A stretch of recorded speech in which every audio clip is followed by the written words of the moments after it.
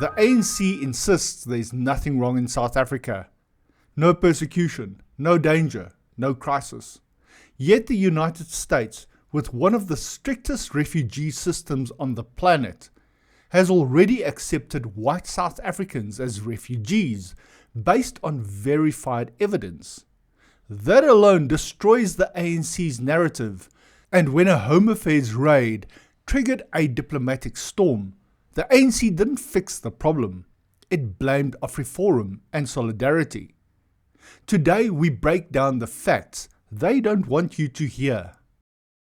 Today's video cuts through the noise and exposes a week where the South African government, the ANC, and sections of the media launched a coordinated assault on AFRIFORUM, Solidariteit, Kriel, and white minority communities, not with evidence, but with accusations, intimidation, and political theatre. Let's start with what actually happened. On the 16th of December 2025, the Department of Home Affairs carried out what it branded an intelligence-driven raid on a Johannesburg facility assisting Afrikaners applying for refugee status in the United States. 7 Kenyan nationals were arrested, but the truth behind that arrests tells you everything about the state of this government. Their work permit applications had been denied, but the denial notices were sent to the offices in Kenya. The applicants inside South Africa had no way of knowing.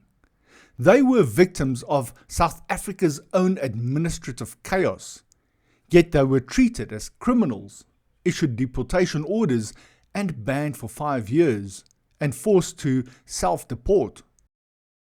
And then came the diplomatic disaster. US officials providing support were briefly detained.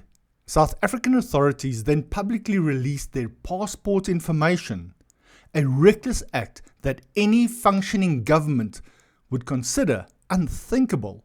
This all unfolded in a year where relations with the United States were already deteriorating. In May 2025, the first group of South African Afrikaners had already been formally resettled in the US as refugees. And here's something the ANC never addresses. Refugee status in the United States is not something you simply apply for and receive. It is one of the most difficult immigration pathways in the world. Applicants must present extensive evidence, undergo interviews, background checks, and meet strict legal thresholds.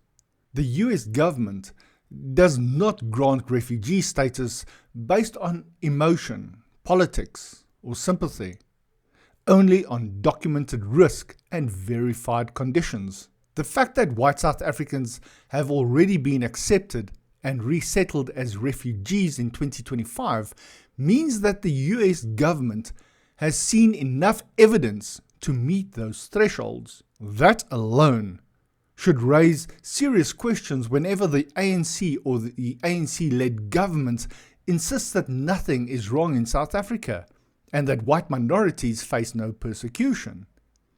The refugee approvals themselves contradict that narrative.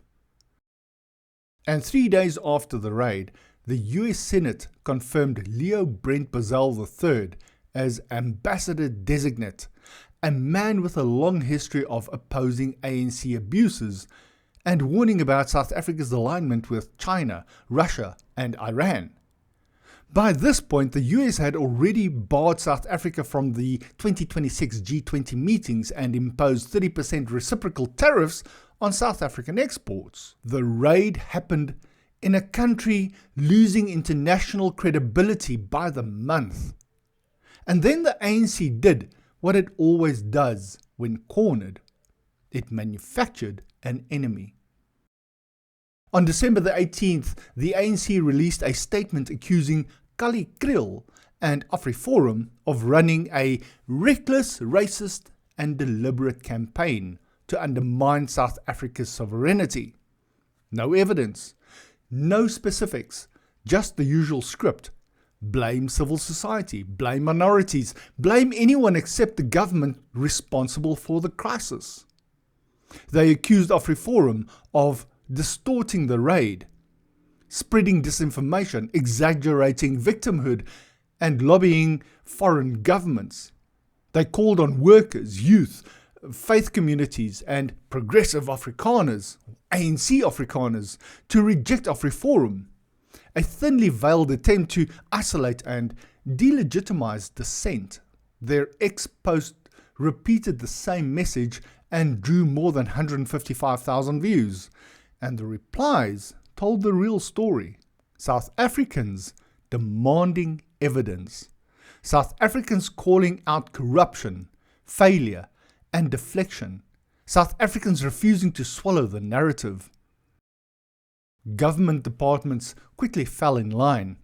Dirko defended the raid, denied leaking US officials' information, and dismissed the Afrikaner refugee program as a false narrative.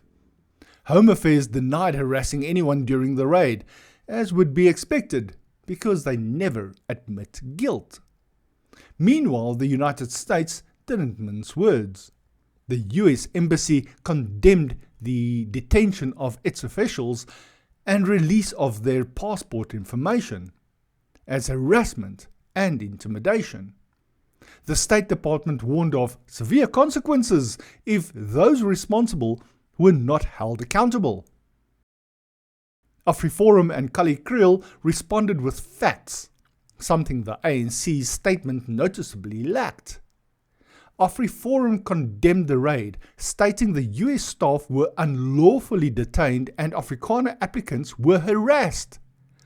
On December the 19th, Kali Kriel posted on X, accusing the ANC of using outright lies to intimidate him personally and endanger his safety. He said the ANC was undermining democratic principles and human rights, and he made it clear intimidation will not silence AFRIFORUM.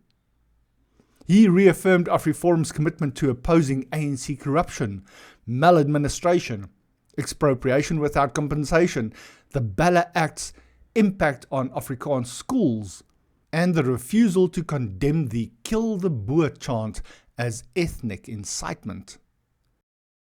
Solidarity's Dirk Herman went further. He said the media had been hysterical about AFRIFORUM and Solidarity since an ANC media statement earlier in the year. He pointed out that no evidence had ever been provided of disinformation by AFRIFORUM, Solidarity, or Kriel, and that the media outlets had repeatedly issued apologies for false reporting. Herman laid the blame where it belongs, at the feet of the ANC. He cited corruption, Eskom's collapse, failing infrastructure, racial regulations, threat to property rights, attacks on Afrikaans schools, and international alignments with Hamas, Iran, China, and Russia. He contrasted that with Solidarity and AFRIFORUM's record. No corruption scandals, multiple court victories upholding constitutional rights, agreements on Bella and racial laws that government later broke, and major community building projects like Soltech, Academia, and Boerkaroo Opleiding. He highlighted 64 million rand in study funds, cross-racial community support, AGOA interventions, and cultural network building. And then there's the media.